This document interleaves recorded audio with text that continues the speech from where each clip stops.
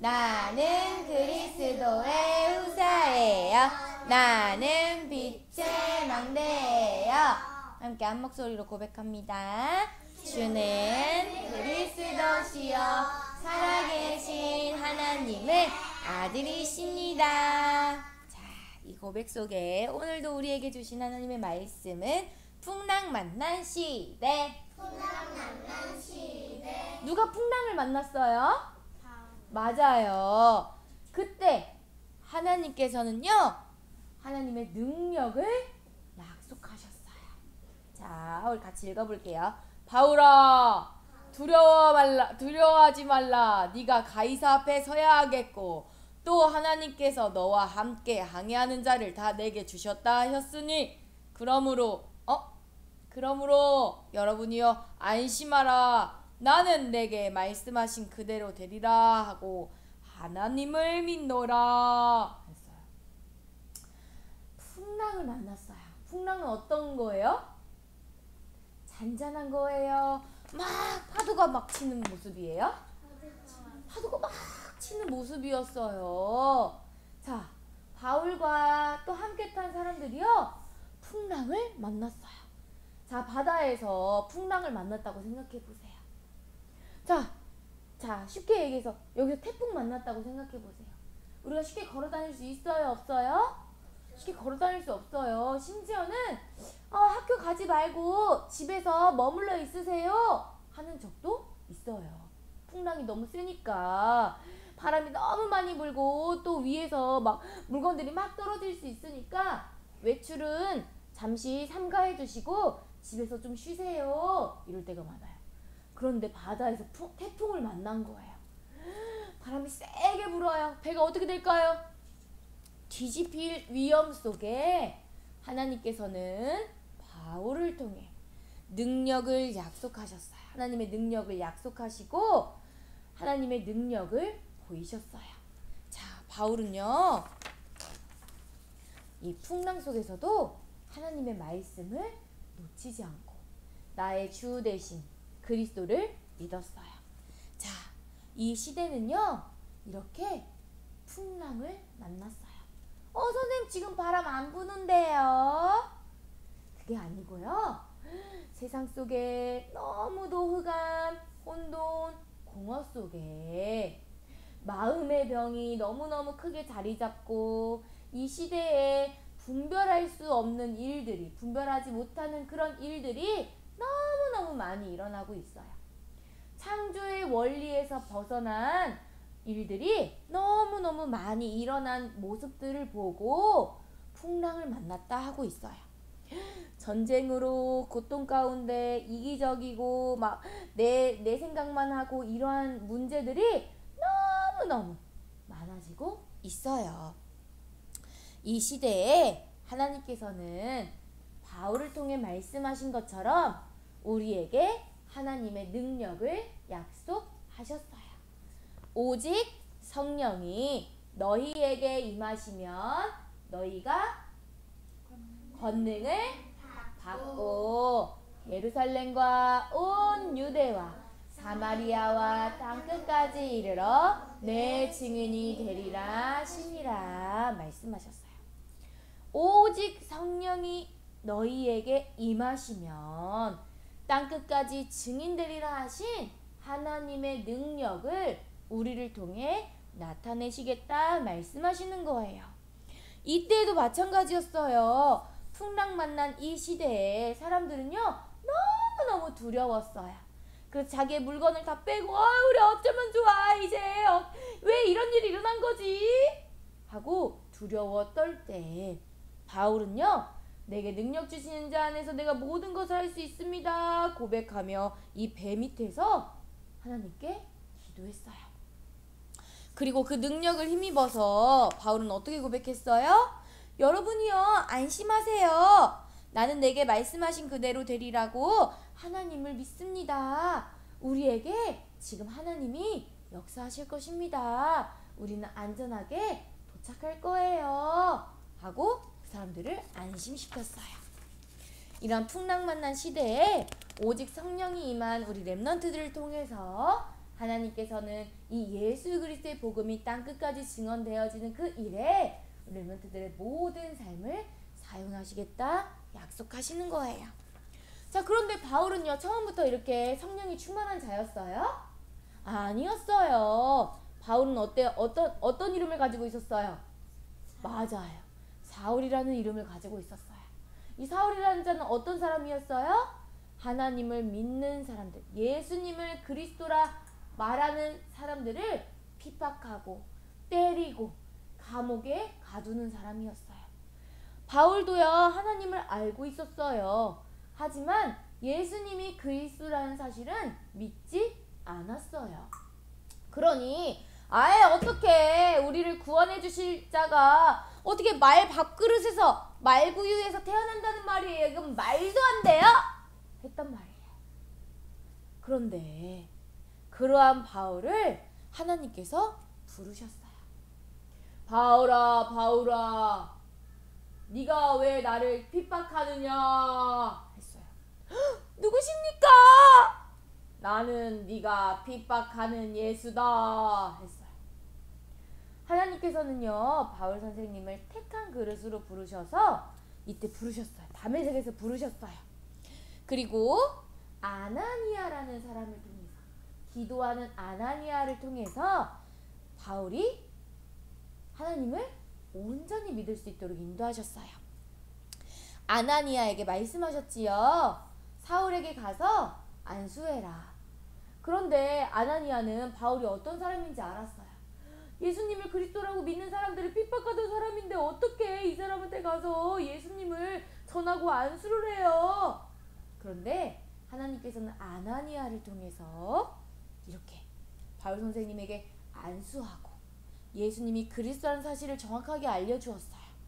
아나니아가 떠나 그 집에 들어가서 그에게 안수하여 이르되, 형제 사울아, 주 곧 네가 오는 길에서 나타나셨던 예수께서 나를 보내셨다. 너로 다시 보게 하고. 이때 눈이 어두워졌지요? 눈에 눈꺼풀이 막 뭐가 꼈다고 했어요. 눈꺼풀이 이게 뭐가 껴가지고 안 보였다고 했어요. 너를 다시 보게 하고 성령으로 충만하게 하신다 하고 아나니아를 통해서 하나님의 성령의 역사하심을 물붓듯이 부어주셨어요. 이때 바울은요, 우리를 구원하시는 분이 바로 예수님이시구나.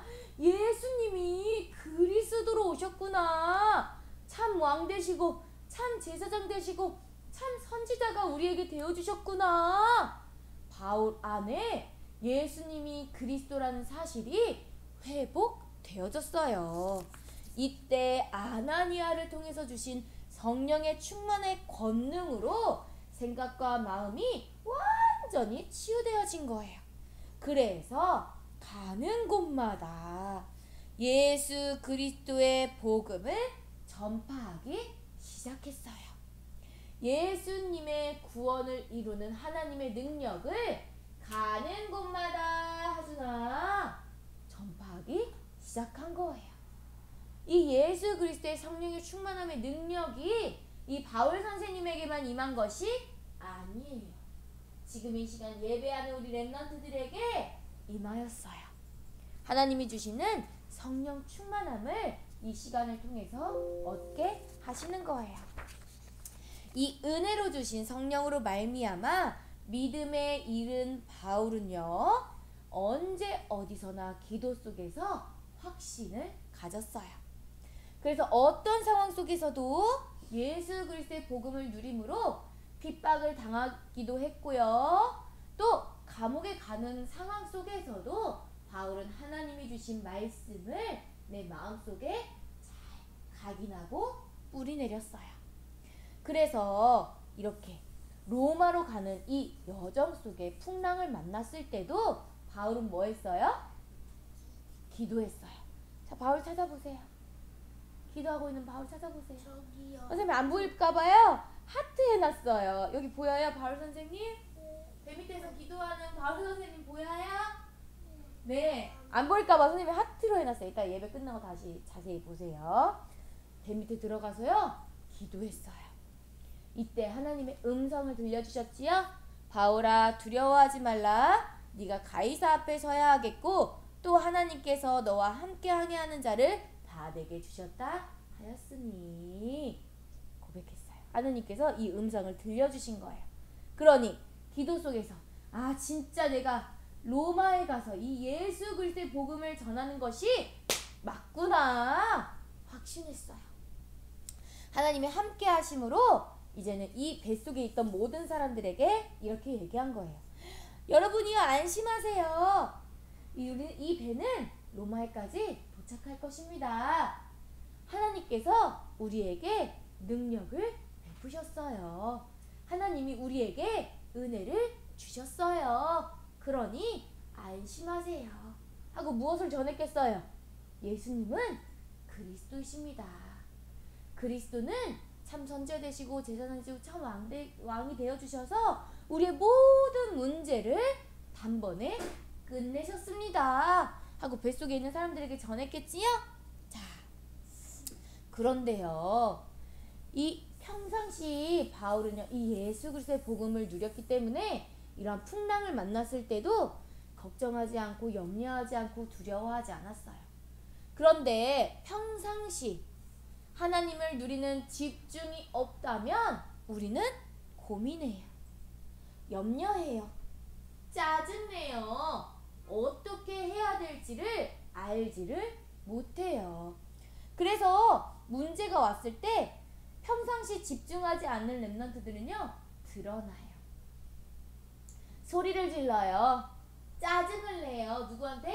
엄마 아빠한테 짜증내고요. 친구한테 짜증내고요. 선생님 말씀에 불순종하고요. 집중하지 않는 렘넌트들의 모습이에요. 자, 평상시 도단에서 선생님께 집중하고 하나님의 말씀에 집중하여서 막 언어 전달 미션까지 그래! 내가 도전할 거야! 하고 갔어요. 근데 집에서는 문제가 있어요? 어떻게 해요? 엄마한테 짜증내요. 불평불만이에요. 엄마 아빠 말씀에 집중하지 못하고 순종하지 못해요. 평상시에 드러나요. 나의 상태가 드러나는 거예요. 그러니 평상시에 예수 그리스도의 복음을 내가 누림으로 기도하는 집중이 반드시 필요한 거예요. 자, 이렇게 말씀의 힘을 얻은 바울은요 가는 곳마다 예수 그리스도의 복음을 전달하는 그 일에 그 인생을 사용했어요. 주께서 이르시되 가라. 이 사람은 내 이름을 이방인과 임금들과 이스라엘 자손들에게 전하기 위하여 택한 나의 그릇이라 하셨어요.